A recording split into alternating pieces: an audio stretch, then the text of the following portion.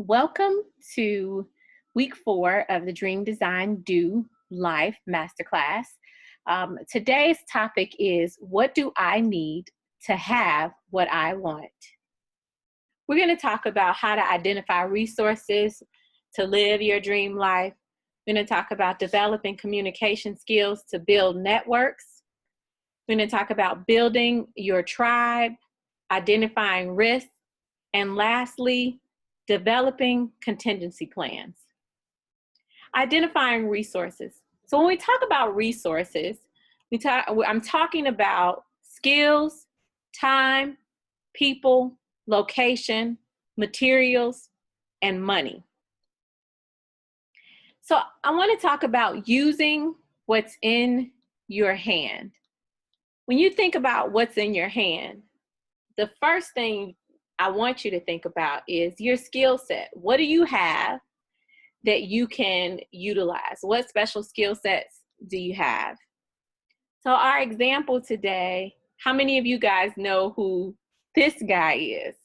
This is the infamous Walter White. Walter White is the star protagonist of the popular Netflix TV show Breaking Bad. Walter White was diagnosed with cancer in the movie.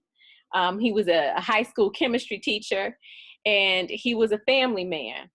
Now, Walter White, although he's a fake character, in my opinion, he epitomizes using what's in his hand when he's in a crunch or a pinch to get his needs met. Now, don't get me wrong. He was a drug dealer. He started making crystal meth, but he needed to make some money, and his regular job as a chemistry teacher wasn't getting his needs met, and so he became a little desperate, and he started his own quote-unquote business as a meth person. But his skill, his brain, his knowledge of chemistry was something that he decided to use out of the traditional context to get his need met. So I want to talk to us today about looking at what skills we have in order to get our needs met. Look at our skill set as actually a resource. So do you have a skill that you can get paid for? Can you barter your skill set for a skill set that you need? Is there a skill set that you can pay a college student to do? Can you pay for a service in foreign currency? Or is there a skill that you can pay a freelancer today to do? So in your resource toolkit, there is a list of websites that you can barter your skills with, or you can pay freelancers to delegate tasks that you cannot do or you don't want to do. But I want you to start looking at your skills as a resource, and actually develop a budget to pay for the skills that you don't have or that you don't want to do. Because in a lot of instances, it's cheaper to pay somebody than it is to actually acquire a new skill set or learn how to do something yourself. Remember, time is money. If the skill will take you more time away from tasks that will earn you more money, then you might want to consider paying somebody. And so there's a list of websites on the resource list that you can use to look for opportunities to both make money based on your skill and also to pay somebody. Time is money. You can get more time, but you can't get more money. Stop trading time for money. Spend time on tasks that will bring revenue and that only you can do. This was a big one for me because I tend to like to do everything myself. And not only did I like to do everything myself, but I also thought that nobody could do it as well as I could do it. Now you can imagine that I had a lot of tasks and a lot of things that I needed to get done. And so what I would do is spend dollar time on penny tasks. Now, this is really important if you are a woman, especially if you're trying to keep your household together, not to mention build a business, but like cleaning, Took me a long time to get a cleaning lady, but now that I've had her for 12 years now, we are married and we go together, as I like to say. But I can't imagine life without her. But in my mind, my mother didn't have a cleaning lady, and she raised 4 children. And so I would think, what's wrong with me? Why can't I do it all? Why can't I go to work, come home, clean the house, and cook? And it's just me. But the reality is that the time that I was paying for, I wasn't paying for her skill because I could technically clean my own house, but I was paying for freeing up of my time to do other things like run my business and run my nonprofit. And so I want to encourage you to look at your skill set and your time as valuable resources. And again, reference that website toolkit for other resources to help you manage or delegate your skills or skills that you don't want to do. Time. So there are 3 characteristics that I want us to talk about as it relates to time. Time is finite. And let's talk about how finite time is. There's 24 hours in a day, 168 hours a week, 730 hours a month, and 8,760 hours in a year. Now, when you say it like that, it seems like you have all the time in the world, right? Well, let's break down my average day or the average American's day. You factor in that you sleep between 6 and 8 hours, which is the recommended sleep rate. Honestly, I sleep about 4 or 5. Then you think about you eat about 3 hours a day. Then you have transit time that is on average between 2 and 4 hours a day. And then you work 8 hours a day. And you add all of those up, and that's 23 hours per day. Literally 23 hours a day. There's only 24 hours a day. But if you just add up the average of the American workday, right? Most of us, I work sometimes 12 hours a day. And so that means there are other areas in my life that was suffering, right? So if our average work week is about 115 hours, that's a regular work week, counting our 40-hour work week with the transit time and eating time. If there's 168 hours total in a whole week, that means 168 minus 115 leaves 53 hours a week of free time. Now, this is truly overly simplified, right? Because I haven't thrown in any social obligations or family obligations or even work obligations outside of normal business hours. But when you are chasing your dream life, it's inevitable that some things are going to have to take priority with your time. So now that I've established that time is finite, it needs to be prioritized. So you have to think about your time as it relates to how it reflects the priorities in your life. We talked about setting priorities in why, establishing your why in week 2. And so your time allocation should reflect your life priorities. So when you think about your time, and maybe you can do a time study. I know that I used to do time studies for work, right? To try to keep myself organized with my work tasks.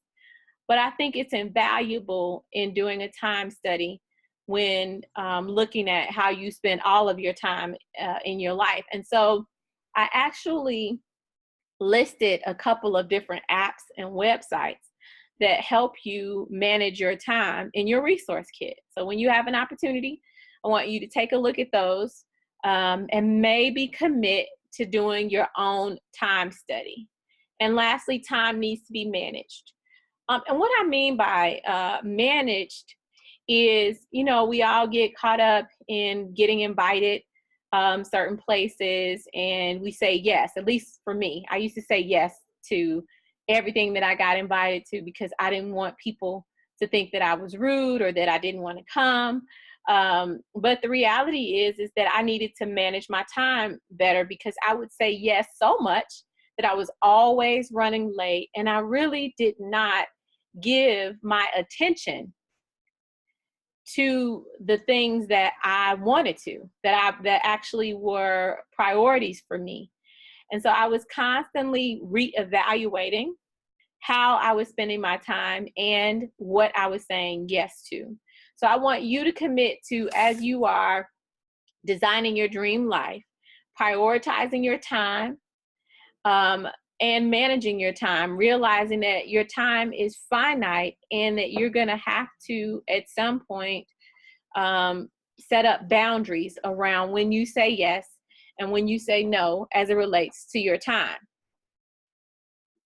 So people, building your network. I know you've heard people say your network is your net worth. Who do you know? Who are your friends? Who are your family? Who are your associates, your religious affiliates, political affiliates, your social affiliates, and your charitable affiliates? Literally and figuratively, who are you spending your precious time with? You should ask yourself, who are you spending your time with? What value are you bringing to their life? And what value are they bringing to your life? How do you approach relationships? These are all questions that you should be asking yourself, because people are a tremendous resource. People can determine whether or not you actually live your dream life. Your relationships can determine access to additional resources that you may need. Who do you need? This is a very important question, because you want to be strategic about building your network. Once you identify who is in your existing network, you want to survey, who do you need? So remember, if your dream life is to, for me at one point in my life, it was to start a nonprofit, right? And so I'd begun to do research about the kind of nonprofit that I wanted, and I adopted a couple of larger nonprofits as case studies to look at who was on their board, what kind of skill sets that I needed in order for the nonprofit to thrive. And then I strategically placed myself in situations where I could meet those people that fit the criteria. So I want to encourage you, as you are asking yourself, who do you need in every area of your life? Who do you need to have a part of your dream squad so that they can facilitate you living your dream life? And in order to do that, you need to understand how to build your network. So we're going to talk about the 4 G's. Ain't nothing but a G thing, baby. Now, that's a slang term that I'm using for you to remember the 4 G's. Give first, give more, give significantly, get later. Now, what does that mean? That means that when you are establishing your network, you want to make sure that you are establishing yourself as somebody who is a resource. So it doesn't have to be, giving doesn't have to be something magnanimous. It could be something as simple as giving a compliment or sharing information or connecting, right? And so you want to start off with establishing relationships through giving. And what I mean by giving more is never keep score. Never think in terms of, well, I'm going to give because this person gave to me. I always think that it is best to give out of abundance, and you will receive out of abundance. And third, giving significantly. What does giving significantly mean?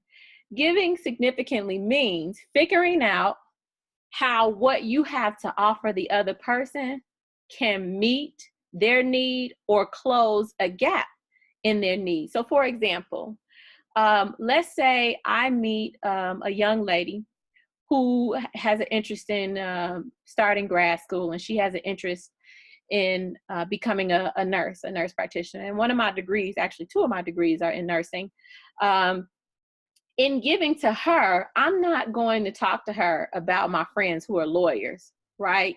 I'm going to talk to her about connecting her with my network of friends who are nurses and actually who are in higher education in nursing. So my gift to her is the information that is significant for her. So you want to survey when you are offering someone information or connection, or you're offering to give them something that is significant for them. I think another example of giving significantly is, I like chocolate, right? I like chocolate, but I don't like licorice. Somebody who wants to give me a gift knows that I like chocolate, so they're going to give me chocolate. Somebody who doesn't know me as well, or who's just met me and maybe they haven't taken the time to figure out if I like chocolate, may show up with licorice. But think about how much of a lasting impression the person who gave me chocolate would have on me, because it's significant to me. So I would encourage you, when you are giving, to give first, give more, and give significantly. And then lastly, get later. That means be strategic about your ask.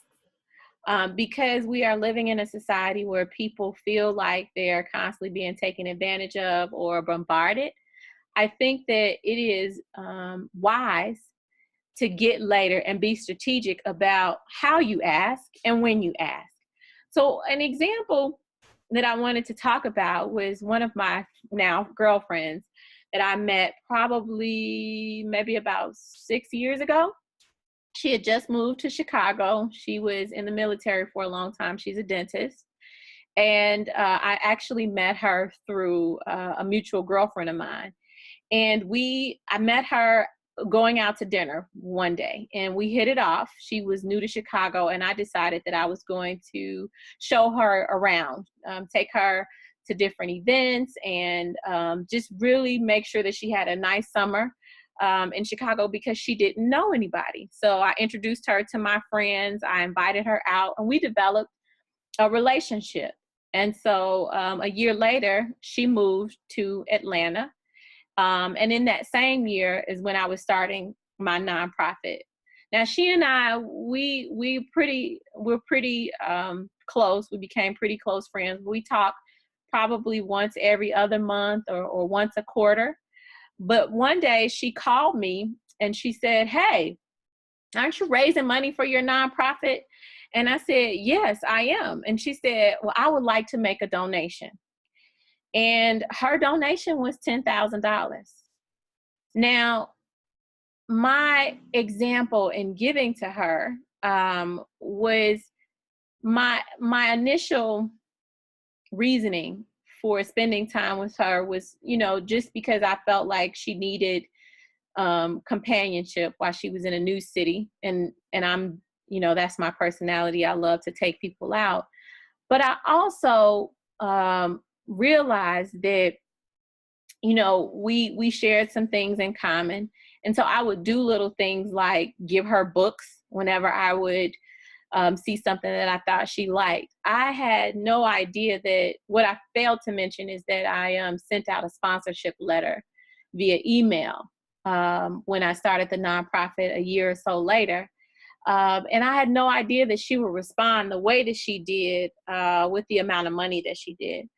That's just one example for me of how giving has broadened my network and provided me with several opportunities. I could go on and on. I'm here in Medellin, and I have partnered with a young lady who's also traveling solo, and I met her 6 months ago, and we're now roommates, and she's helped me significantly with my business acumen. But it started out with me helping her structure her trip and her finances, and also offering her a place to stay when we were in another country. And this go round, I've asked her to help me with being a business resource. So you never know how someone is going to reciprocate when you need them to. But I would encourage you to be strategic about your giving and also about your ask.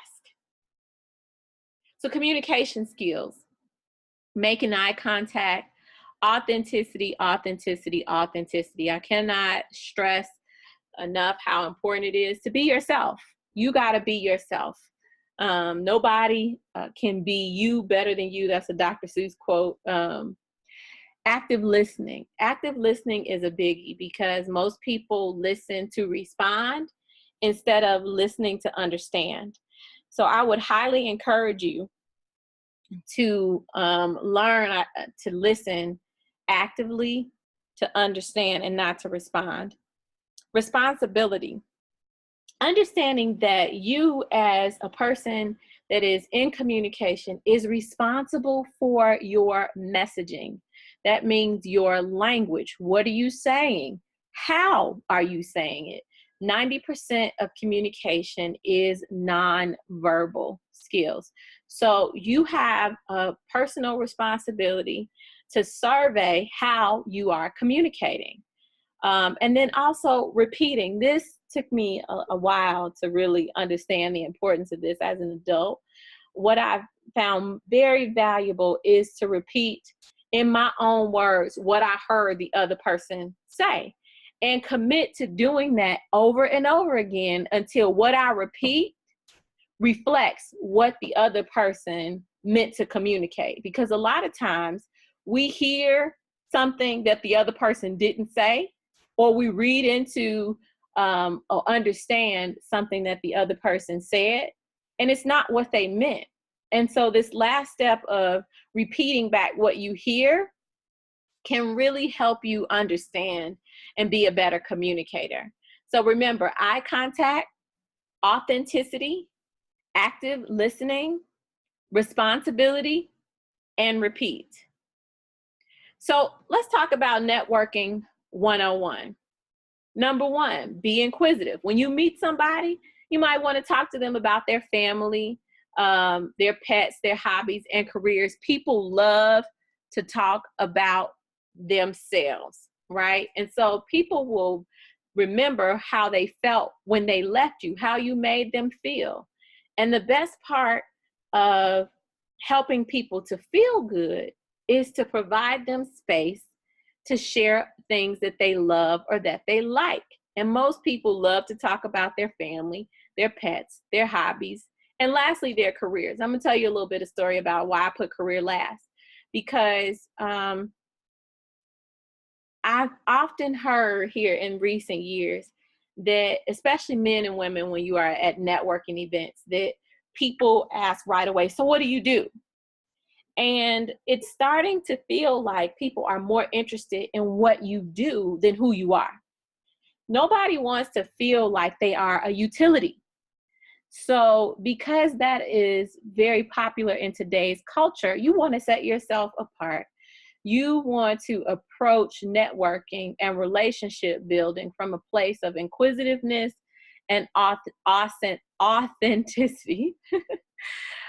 Second, you want to add value. And what do I mean by that? You want to be resourceful and reliable, R&R. That means you want to be known as a person that has information and is also reliable with sharing the information. And if you don't have the information, maybe you're known for, well, let me make another phone call and see if someone else that I know has the information. So that's a great way to leave a lasting impression on somebody that you're trying to network with.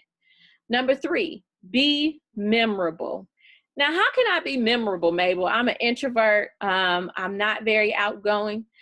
Let me make some suggestions for you. Number one, try a funny introduction, not just your name, but maybe you attach a story to your name. So for example, when I started my nonprofit, I was thrust into going to fundraisers a lot. And I'd never really gone to fundraisers with the intention of networking. I would be going just as a passerby.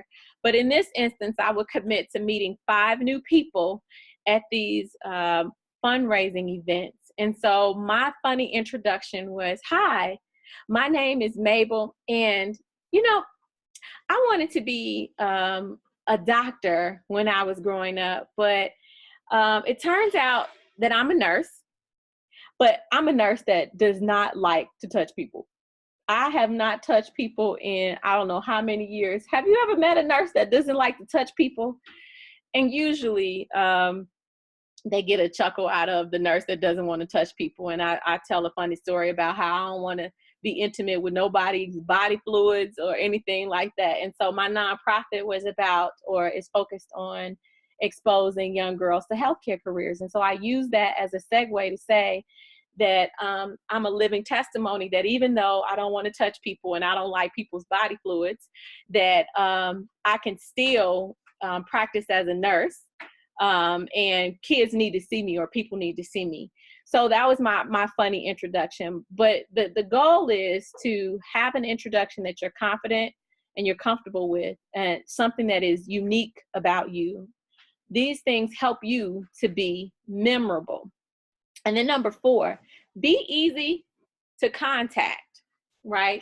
So there are a number of ways. You know, we live in a business card age. But there's also these things called mobile business cards, where you can actually share your business card through your smartphone. I would encourage you to look into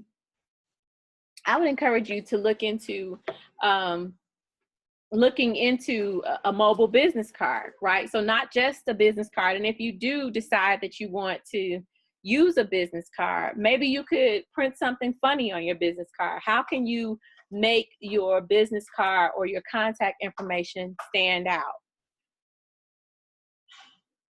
All right, networking 102. How are you gonna find these people? Conferences. Conferences can be a little bit expensive, but if you could find a way, if your employer offers conferences, even if the conference is not in your area of expertise, go anyway.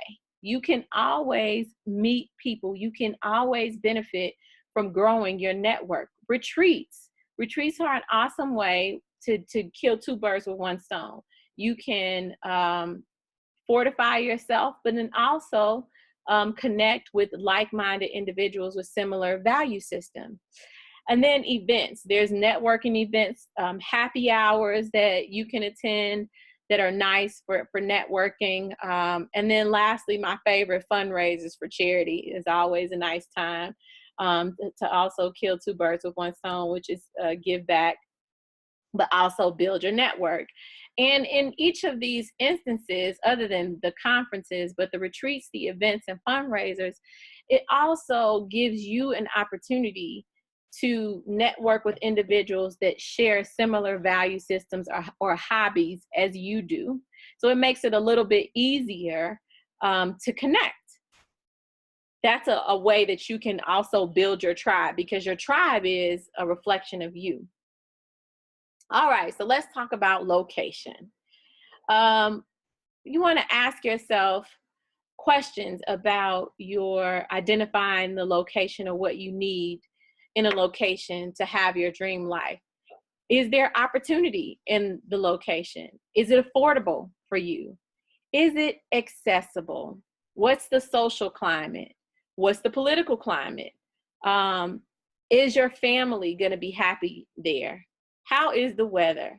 These are all things that you want to think about when you are considering your location and how your location will impact your dream life.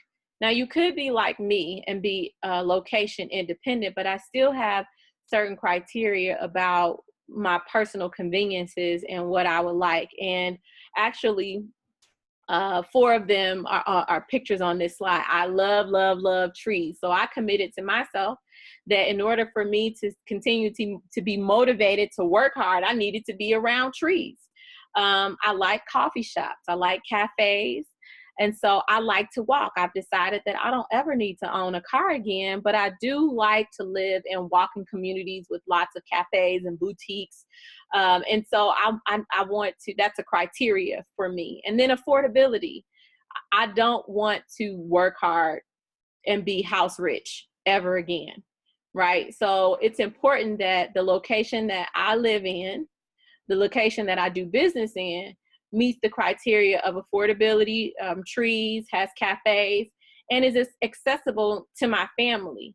So I just want to give you the opportunity to evaluate each one of these things when you are talking about what exactly is it that you need in a location. Materials. Now, materials is real generic, but I think that it's important for you to think about when you are in this phase of designing your dream life or your business in particular, is thinking about the tangible things that you need, right? The materials that you need. So for example, let's say it seems like very obvious, but let's say I'm a baker and I wanted to open up a bakery. Like, owning a bakery is my dream life, right? So a baker typically needs an oven to bake in, right? And not just any oven, but they may need an industry grade oven, right? Or kitchen, a chef's kitchen with all of the fixings. So if my dream life is to be a baker, I need to list out all the things that I need to become a baker. And then step 2 is to list out the specific features, right? So one feature would be, do I need a convection oven, right? Versus a conventional oven, right? So step 2 is listing out and being very detailed and explicit in the features that you need. And then step 3 is identifying 3 to 5 vendors for each significant material. So 3 to 5 vendors that make the kind of oven that has all the features that I need. And then I want to compare those 3 to 5 vendors, how they price, their price points, because some of them will be higher than I'm willing to pay. Some of them may be negotiable, but it's always best to compare and contrast your pricing. And then step 5 is to finalize your vendor. So you can apply these 5 steps to anything. I applied these 5 steps when I was shopping for a new roof on my house. I apply these 5 steps, hell, when I'm trying to shop for getting a dress made. Like if I want to try out a new seamstress, and I want a certain look, I actually go through these 5 steps and I compare tailors. So this 5 steps listing on how to secure materials, you can essentially apply these to every area of your life, and it will save you a lot of money and a lot of frustration. Which brings me to the next one, money. I save money for last because I feel like every time we talk about need and creating our own dream life, everybody always talks about finances and money. While money is necessary, it's not the most important thing, in my opinion. I believe that if you have the other resources in place, especially your network, you may not need as much money as you think. But as it relates to money, the things that we want to talk about, inheritance, if you will have an inheritance, and that means generational wealth, where you have inherited maybe an insurance policy or real estate. You want to survey what you need.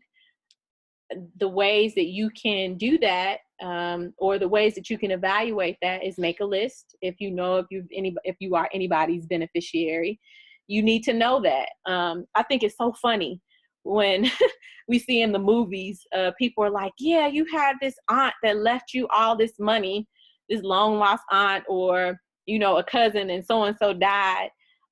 It's time out for that. There should be no surprises about your inheritance and your wealth transfer and the plan of what to do with it, if in fact you have access to the money. So I put inheritance on here because I feel like it's something that we don't talk about enough.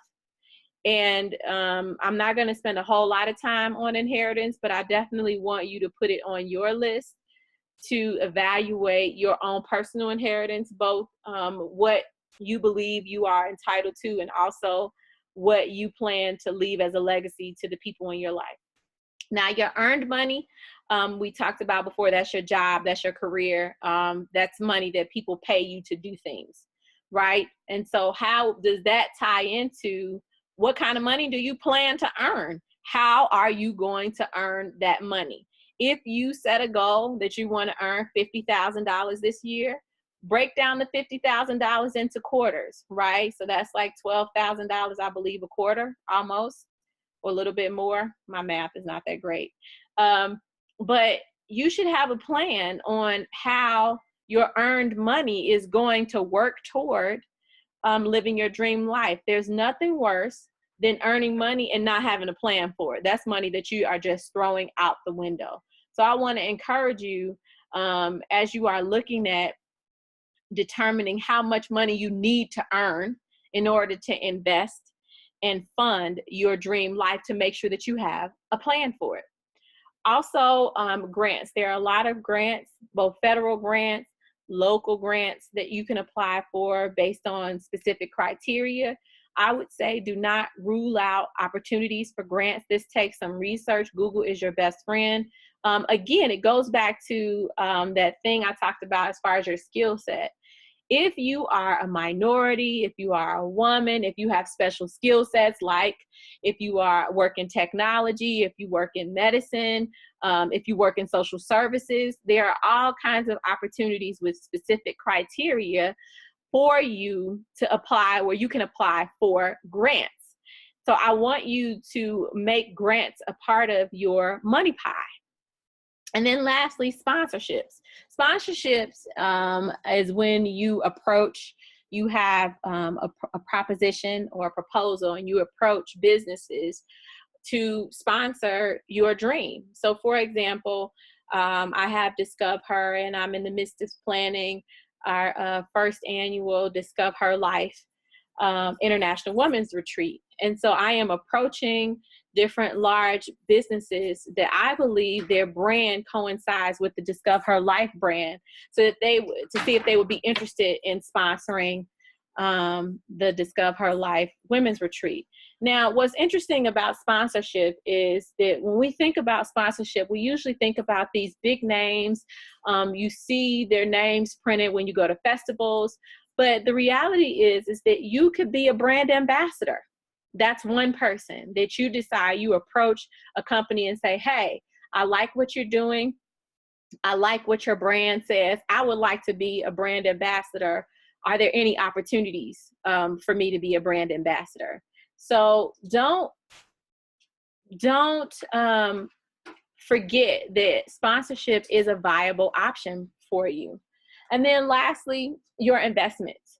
So as you are building your money portfolio, I want you to think about investments and how you invest.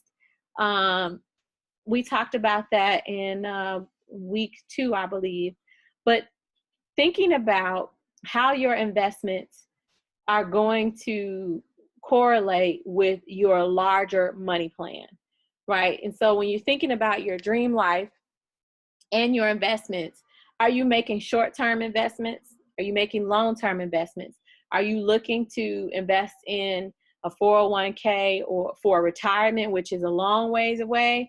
Or are you looking for short-term investments where you can get money back in 6 months? What exactly does your investment portfolio look like? And I think it's important that you actually write down what you expect from yourself as it relates to managing your investment, so that you have a clear criteria. Hey, for me, I'm risk averse, right? So that means I'm not jumping up and down on the stock market. I'm not trading Forex, although a couple of my friends keep trying to invite me to trade Forex. That's a little bit outside of what I'm comfortable with. I'm comfortable with a more slow, steady pace with investing my money. So it's important to know who you are as it relates to your money and the risk that you can take as it relates to investing your money as well. All right, so let's talk about building our tribe. We talked about before being authentic, and why it's important to be authentic. Authenticity is something that comes naturally to us, right? Some of us, and myself included, spend a lot of time trying to be who we think people want us to be, who we think we should be, instead of being ourselves. And I know that I spent a lot of time being somebody that I didn't necessarily want to be. And while I had a good network of friends, I was also a little bit anxious because I felt like if they knew the real me, they wouldn't like me. And it was actually all in my head. The reality is, the more that I was myself, the more I attracted people that liked me for me. A good example of that is I was engaged to a pastor, and so there were all these rules about being a good Christian, right? You couldn't smoke, couldn't drink, had to be in church for like 4 days a week. You had to be sold out for God. You could only listen to Christian music, no secular music. And so the reality is that I cursed and I had friends who weren't saved. And so I felt like I was compartmentalizing, right? That I was one way with this group of friends and another way with another group of friends. And it wasn't until I decided that I was just going to like test it and just be myself all the time, that I had this big weight lifted off of my shoulders.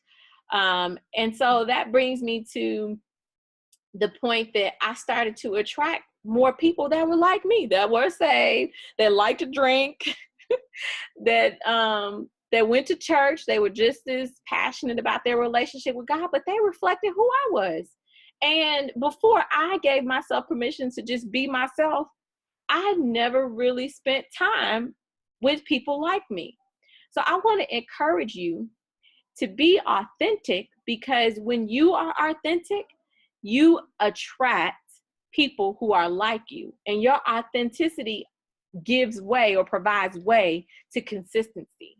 People need consistency. We all need consistency. So in building your tribe, it's funny. It's like, well, you never know who you're going to get when you get so-and-so. A part of people being inconsistent is that they're not being authentic. So when you decide that you are going to be authentic, consistency will follow, right? You're going to be the same person all the time. And then also I want to talk about being strategic. I mentioned this before about, I was a nurse, am a nurse, and I always considered myself to be left brain dominant, right? And so there was this thing that I learned growing up, that you couldn't be like math and science, or you couldn't be left brain dominant and be right brain dominant. You couldn't be really smart and creative. You had to be one or the other. Well, that's just not true. But because I bought in it for so long in my life, I structured my life like that. I was always trying to be around this kind of group of people, these left brain, logical people. But the reality is I liked art, I liked to draw, and I loved to read. So I pushed myself to start putting myself in situations where I would meet more people that liked the things that I liked that I didn't give myself permission to like. So for example, I joined a book club of actresses. So if you can imagine that when we would get together once a month to recap these books, it was drama, it was fun, it was girlfriends, it was nothing like the other parts of my life.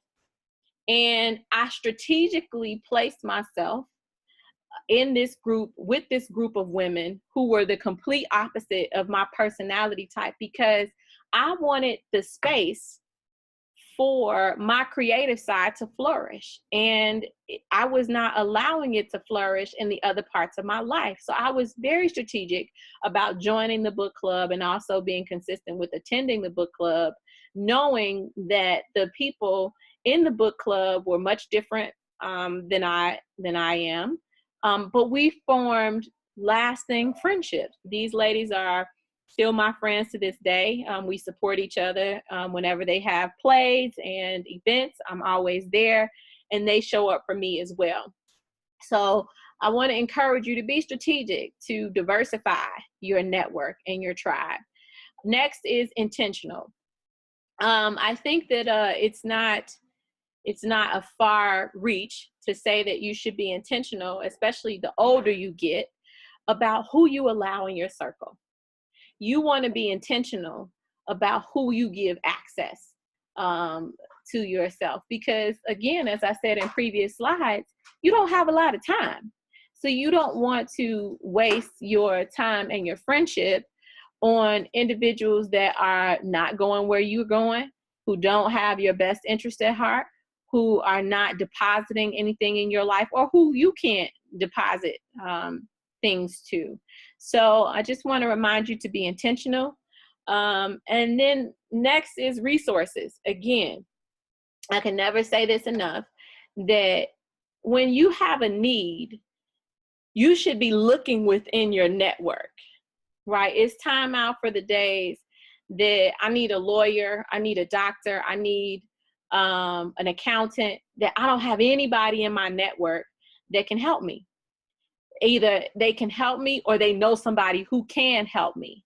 That is why it's important to be strategic, because you want to build your network to be a resource for you. You want to look at your tribe as a resource. And then lastly, variety. And I think variety speaks to the intention of having people around you that are not necessarily exactly like you, but that maybe you all share some common thread or value system, but they add variety to your life. And I cannot stress enough that my girlfriend groups, who are all actors and actresses, add so much variety that I'm so grateful that I pushed myself to continually be a member of that group. All right, so let's talk about risk. Why risk? Maybe why do we need to talk about risk?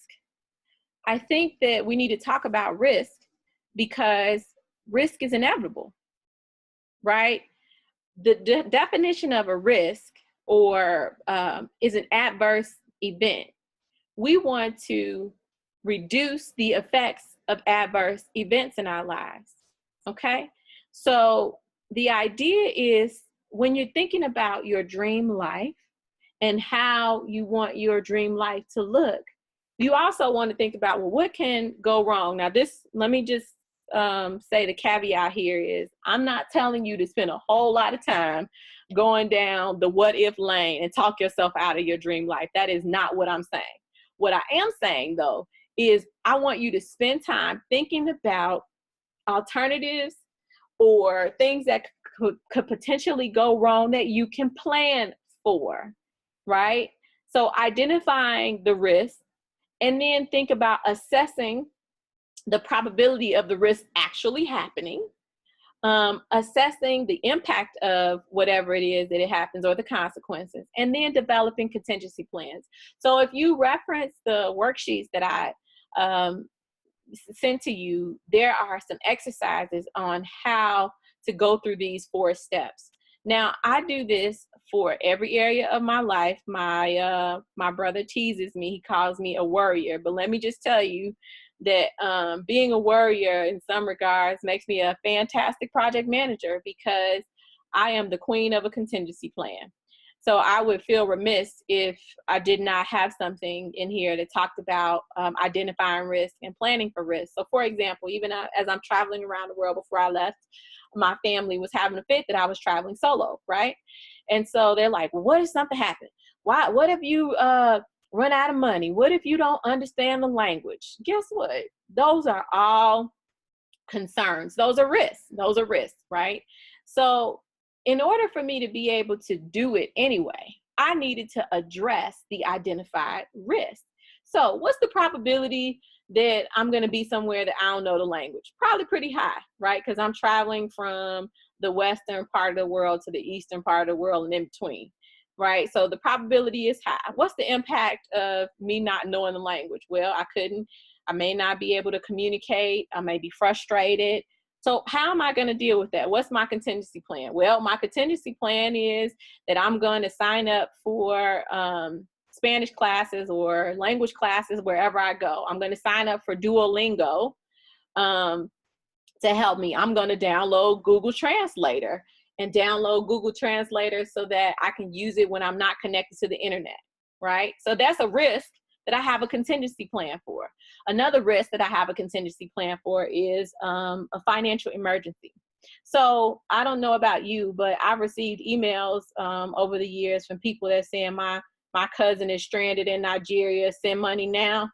So I had this idea that what if that happens to me, right? I've never traveled solo alone. Is it probable that I would be somewhere and I wouldn't have any money, or I would not have access to my money? Okay, yes, it's probable. Okay, so what could happen if I don't have access to money? Where I could be stranded, my safety could be compromised. Okay, so what can I do as a contingency plan? Okay, Mabel, here's what you do. You identify a designated advocate that has access to getting you money. How would they give me the money, right? Is it Western Union? Is it PayPal? Do they transfer money to my account? These are all questions that I answer as a result of my contingency plan. How would I be able to communicate with them if I'm far away and I need access to my money? Am I able to call them? Am I able to text them? Am I able to email them? Am I able to communicate with them through a friend? So that's an example of developing a contingency plan based on an identified risk. So I want to encourage you, there are some exercises on your worksheet in your toolkit on how to walk through identifying and developing contingency plans. And I want to say that I do believe that things happen as they should, and I believe that God is ultimately in control. However, having contingency plans helped me to feel more confident and courageous, and I want to encourage you to do the same. So here we go. I talked about a contingency plan. What action must be taken? When must the actions be taken? What resources are needed? Who is involved? And the roles and responsibilities. So the example that I just gave about the money, what actions must be taken? I need money, right? If I needed money, I have an emergency and I am stranded in another country. The action is that somebody needs to send me some money. When must the actions be taken? Well, in the contingency planning, we would determine if the action needed to be taken immediately, or if there was a certain day of the week or a day of the month that the action would need to be taken. But these are things that you would talk about as you are coming up with the contingency plan. What resources are needed? Money. We need money, right? So that's the resource. But then also with the resource, not only do we need the money to be available, but we need access to a computer if it's going to be wired to me electronically via PayPal or Western Union. We need to identify how I'm going to get the resources, right? Who is involved? I had a designated assignee, a person. Now, with your contingency plan, you just want to make sure that you are identifying if it's one person, if it's two people, and then lastly, what are they supposed to do? What is their role and responsibility? So before I even left for this trip, I had a solid contingency plan, an emergency plan that outlined what should happen in case I needed financial assistance. So I want to encourage you to get in the habit of developing contingency plans and using these questions to help guide you in drilling down what exactly is needed in the contingency plan. All right, so that brings us to the end of week 4. Congratulations, you have made it through 4 weeks of Dream Design Do Life. I hope that you all are enjoying going through these modules and gaining more clarity around design.